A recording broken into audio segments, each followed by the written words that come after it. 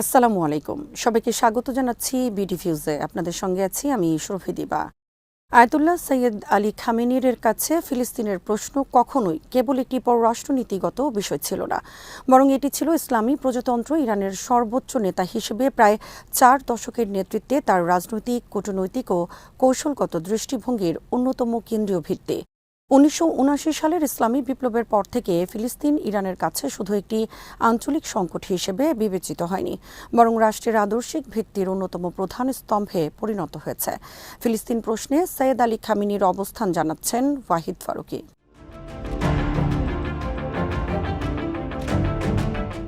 Ayatollah খামেনির নেতৃত্বে ইরানের এই অবস্থান আরও সুসংহত হয় এবং ফিলিস্তিনিদের প্রতি সমর্থনকে মধ্যপ্রাচ্যে ঔপনিবেশিকতা, দখলদারিত্ব ও বিদেশি আধিপত্যের বিরুদ্ধে বৃহত্তর সংগ্রামের অবিচ্ছেদ্য অংশ হিসেবে উপস্থাপন করা হয়। তার দৃষ্টিতে ফিলিস্তিন ছিল আধুনিক বিশ্বের সবচেয়ে বড় অন্যায়ের প্রতীক, যেখানে একটি জাতিকে তাদের ভূমি, সার্বভৌমত্ব এবং আত্মনিয়ন্ত্রণের অধিকার থেকে বঞ্চিত করা হয়েছে। তাই তিনি সবসময় এমন যে কোনো রাজনৈতিক উদ্যোগ বা শান্তি প্রক্রিয়ার বিরোধিতা করেছেন যা পশ্চিমা শক্তিগুলোর মধ্যস্থতায় সীমিত সমঝোতার মাধ্যমে ফিলিস্তিন প্রশ্নের সমাধান খুঁজতে চেয়েছে।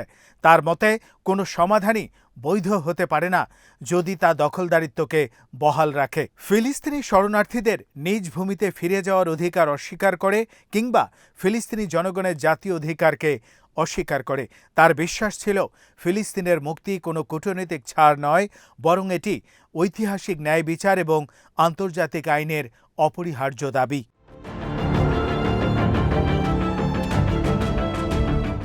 এই অবস্থান ছিল ইসলামী প্রজাতন্ত্রের প্রতিষ্ঠাতা ইমাম রুহুল্লাহ খামেনির রেখে যাওয়া আদর্শের ধারাবাহিকতা। ইমাম খোমেনি জেরুজালেম ও ফিলিস্তিনকে ইসলামী বিপ্লবের অন্যতম মৌলিক স্তম্ভে পরিণত করেছিলেন এবং আয়াতুল্লাহ খামেনি সেই নীতিকে আরও বিস্তৃত ও প্রাতিষ্ঠানিক রূপ দেন।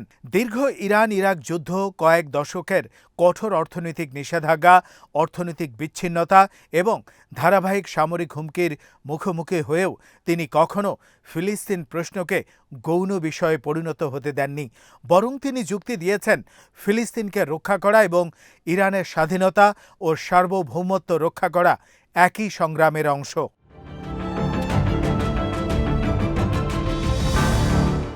সৈয়দ আলী খামেনি বিশ্বাস করতেন যে শক্তি ফিলিস্তিনের দখলদারিত্বকে সমর্থন করে, সেই শক্তি ইরানের স্বাধীনতা ও আঞ্চলিক জনগণের আত্মনিয়ন্ত্রণের বিরোধী। এ কারণেই ফিলিস্তিনের প্রতি সমর্থন তার কাছে কেবল নৈতিক দায়িত্বই ছিল না, বরং জাতীয় নিরাপত্তা ও আঞ্চলিক কৌশলেরও গুরুত্বপূর্ণ অংশ। তার নেতৃত্বে এই অবস্থান স্থায়ী রাষ্ট্রনীতিতে পরিণত হয়। তেহরান ধীরে ধীরে ফিলিস্তিনি প্রতিরোধ আন্দোলনের নেতাদের অন্যতম গুরুত্বপূর্ণ মিলন কেন্দ্রে রূপ নেয়। হামাস, ফিলিস্তিনি ইসলামিক জিহাদ এবং অন্যান্য ফিলিস্তিনি সংগঠনের প্রতিনিধি দল নিয়মিতভাবে তার সঙ্গে সাক্ষাৎ করত। এসব বৈঠকে তিনি ইসলামী প্রজাতন্ত্রের রাজনৈতিক ও বস্তুগত সমর্থনের বিষয়টি পুনর্ব্যক্ত করতেন এবং প্রতিরোধ আন্দোলনের বিভিন্ন সংগঠনের মধ্যে অধিকতর সমন্বয় গড়ে তোলার আহ্বান জানাতেন।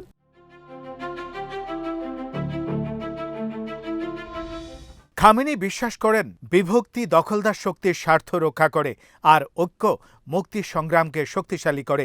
এই লক্ষ্যেই তিনি হামাস ও ফিলিস্তিনি ইসলামিক জিহাদের মধ্যে ঘনিষ্ঠ সহযোগিতা প্রতিষ্ঠার জন্য গুরুত্বপূর্ণ ভূমিকা পালন করেন এবং রাজনৈতিক ও কৌশলগত সমন্বয়ের স্থায়ী কাঠামো গড়ে তোলার উপর জোর দেন। তার মতে মুক্তির সংগ্রাম সফল করতে হলে প্রতিরোধ শক্তির মধ্যে পারস্পরিক আস্থা ও সমন্বয় অপরিহার্য।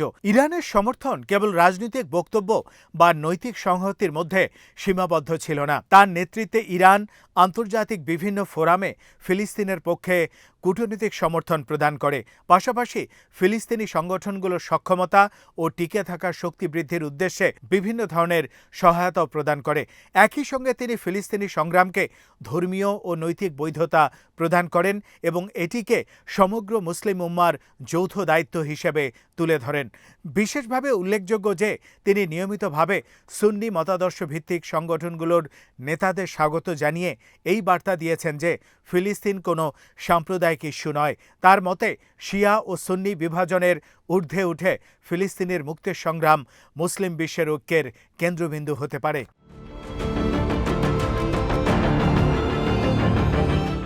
তিনি প্রতিরোধকে এমন একটি অভিন্ন প্ল্যাটফর্ম হিসেবে দেখেছেন যা ইসলামের বিভিন্ন ধারার মানুষকে একই লক্ষ্যে একত্রিত করতে সক্ষম। এই ধারণাই পরবর্তীকালে অ্যাক্সিস অব রেজিস্ট্যান্স বা প্রতিরোধ অক্ষের অন্যতম ভিত্তি হয়ে ওঠে। আয়াতুল্লাহ খামেনির দৃষ্টিতে প্রতিরোধ কখনোই কেবল সামরিক সংঘর্ষের নাম নয়, বরং এটি ছিল এমন একটি আঞ্চলিক রাজনৈতিক প্রকল্প যার লক্ষ্য বিদেশি হস্তক্ষেপের বিরুদ্ধে জাতিগুলোর সার্বভৌমত্ব রক্ষা করা।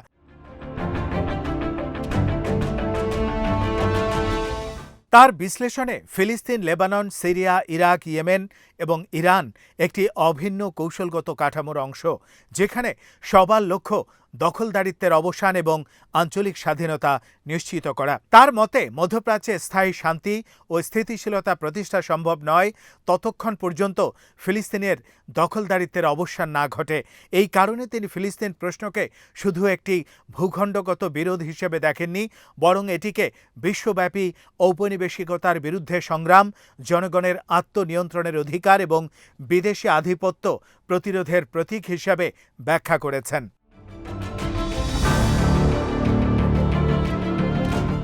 আয়াতুল্লাহ সৈয়দ আলী খামেনি তার রাজনৈতিক বক্তব্যে ফিলিস্তিনে বরাবর এমন একটি সার্বজনীন ন্যায় বিচারের প্রশ্ন হিসেবে উঠে এসেছে যা কেবল আরব বা মুসলিম বিশ্বের নয়, বরং সমগ্র মানবজাতির বিবেকের কাছে সম্পর্কিত। এই দৃষ্টিভঙ্গির বাস্তব প্রতিফলন দেখা যায় আন্তর্জাতিক আল কুদস দিবসকে ঘিরে তার অবস্থানে।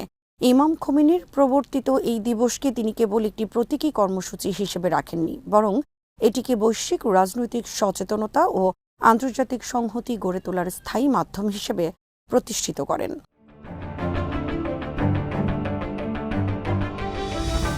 প্রতি বছর আল কুদস দিবসের মাধ্যমে তিনি বিশ্ববাসীর দৃষ্টি ফিলিস্তিনের দিকে আকর্ষণ করার চেষ্টা করেছেন, বিশেষ করে এমন সময় যখন আন্তর্জাতিক গণমাধ্যম বা বৈশ্বিক রাজনীতিতে ফিলিস্তিন প্রশ্ন তুলনামূলকভাবে আড়ালে চলে যায়।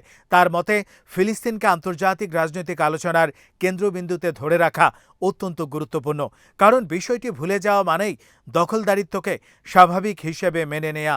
ফলে আল কুদস দিবস তার নেতৃত্বে কেবল একটি ধর্মীয় বা রাজনৈতিক অনুষ্ঠান নয়, বরং বৈশ্বিক জনমত গঠনের ধারাবাহিক প্রচেষ্টায় পরিণত হয়। আয়াতুল্লাহ আলী খামেনির রাজনৈতিক উত্তরাধিকার ফিলিস্তিনকে বাদ দিয়ে মূল্যায়ন করা প্রায় অসম্ভব। তিনি শুধু ফিলিস্তিনি জনগণের প্রতি সংহতি প্রকাশ করেননি, বরং ফিলিস্তিন প্রশ্নকে মধ্যপ্রাচ্যের ভূরাজনীতির অন্যতম নির্ধারক উপাদান এবং ইরানের পররাষ্ট্রনীতির স্থায়ী ভিত্তিতে পরিণত করেছেন।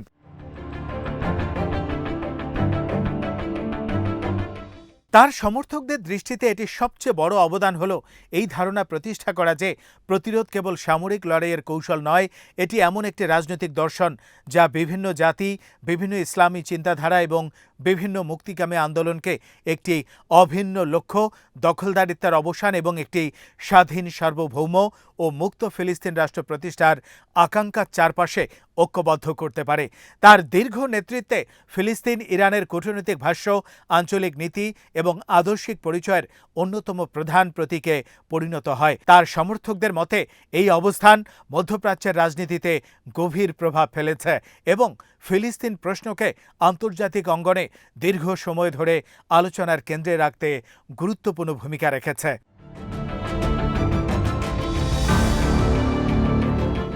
আজ এখানেই শেষ করছি। সবাই ভালো থাকুন, সুস্থ থাকুন আর দেখতে থাকুন বিডিভিউজ। চ্যানেলটি ভালো লাগলে সাবস্ক্রাইব করুন। সংযুক্ত থাকুন আমাদের ফেসবুক পেজে। আল্লাহ হাফেজ।